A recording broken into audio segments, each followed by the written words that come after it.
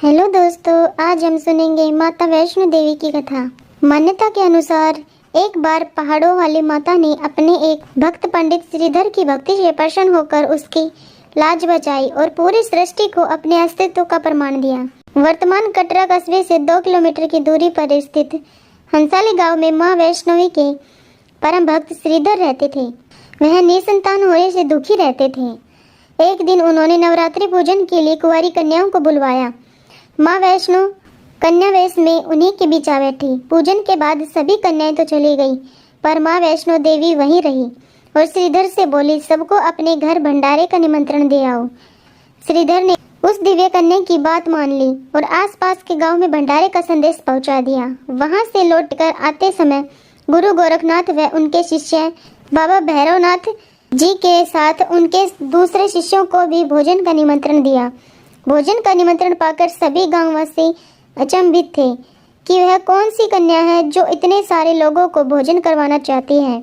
इसके बाद श्रीधर के घर में अनेक गांववासी आकर भोजन के लिए एकत्रित हुए। तब कन्या रूपी माँ वैष्णो देवी ने एक विचित्र पात्र से सभी को भोजन परोसना शुरू किया।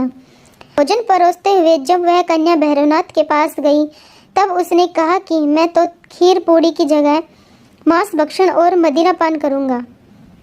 तब कन्या रूपी माँ ने उसे समझाया कि यह ब्राह्मण के यहाँ का भोजन है, इसमें मांसाहार नहीं किया जाता। किंतु भैरवनाथ ने जानबूझकर अपनी बात पर अड़ा रहा।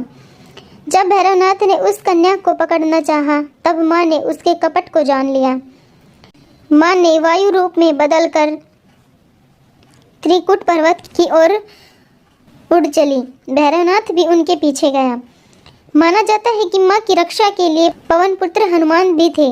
मान्यता के अनुसार उस वक्त भी हनुमान जी माता की रक्षा के लिए उनके साथ ही थे। हनुमान जी को प्यास लगने पर माता ने उनके आग्रह पर धनुष से पहाड़ पर बाण चलाकर एक जलधारा निकाला और उस जल में अपने केश धोए।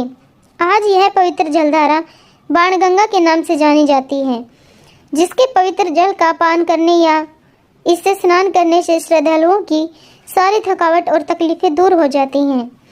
इस दौरान माता ने एक गुफा में प्रवेश कर 9 माह तक तपस्या की। भैरवनाथ भी उनके पीछे वहां तक आ गया। तब एक साधु ने भैरवनाथ से कहा कि तू जिसे एक कन्या समझ रहा है, वह आदिशक्ति जगदम्बा है, इसलिए उस महाशक्ति का पीछा छोड़ दे। भैरवनाथ साधु की बात नहीं मानी। तब माता गुफा की दूसरी ओर से मार्ग बनाकर बाहर निकल गई। यह गुफा आज भी अर्धकुमारी या आदि कुमारी या गर्भजून के नाम से प्रसिद्ध है। अर्धकुमारी के पहले माता की चरण पादुका भी है। यह वह स्थान है जहां माता ने भागते भागते मुड़कर भैरवनाथ को देखा था। गुफा से बाहर निकलकर कन्या ने देवी का रूप धारण किया। माता ने भैरवनाथ को चिताया और वापस जाने को कहा, फिर भी वह नहीं माना। माता गुफा के भीतर चली गई। तब माता की रक्षा के लिए हनुमान जी ने गुफा के बाहर भैरव से युद्ध किया। भैरव ने फिर भी हार नहीं मानी। तब वीर हनुमान निडाल होने लगे। तब माता वैष्णवी ने महाकाली का रूप लेकर भैरवनाथ का संहार कर दिया। भैरवनाथ का सिर कटकर भवन से 8 किलोमीटर दूर त्रिकुट पर्वत की भैरव घाटी में गिरा। उस स्थान को भैरवनाथ के मंदिर के नाम से जाना जाता है, जिस स्थान पर माँ वैष्णो देवी ने हठी भैरवनाथ का वध किया। वह स्थान पवित्र गुफा अथवा भवन के नाम से प्रसिद्ध है। इसी स्थान पर माँ काली दाएं, माँ सरस्वती मध्य और माँ लक्ष्मी बाएं पिंडी के रूप में गुफा में विराजित हैं। इन तीनों के सम्मिलित रूप को ही माँ वैष्णो देवी का रूप कहा जाता है। इन 3 भव्य पिंडियों के साथ कुछ श्रद्धालु भक्तों एवं जम्मू कश्मीर के भूतपूर्व नरेशों द्वारा स्थापित मूर्तियों एवं यंत्र इत्यादि हैं। कहा जाता है कि अपने वध के बाद भैरवनाथ को अपनी भूल का पश्चाताप हुआ और उसने माँ से क्षमादान की भीख मांगी।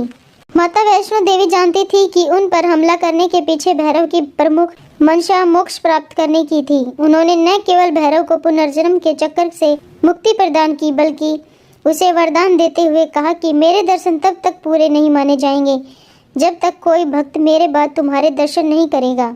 उसी मान्यता के अनुसार आज भी भक्त माता वैष्णो देवी के दर्शन करने के बाद 8 किलोमीटर की खड़ी चढ़ाई चढ़कर भैरवनाथ के दर्शन करने को जाते हैं। इस बीच माता वैष्णो देवी ने 3 पिंड सिर सहित एक चट्टान का आकार ग्रहण किया।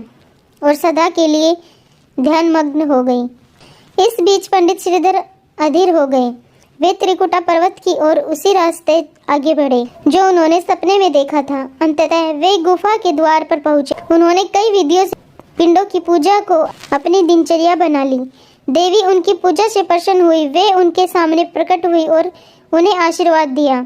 तब से श्रीधर और उनके वंशज देवी मां वैष्णो देवी की पूजा करते आ रहे हैं। Thank you.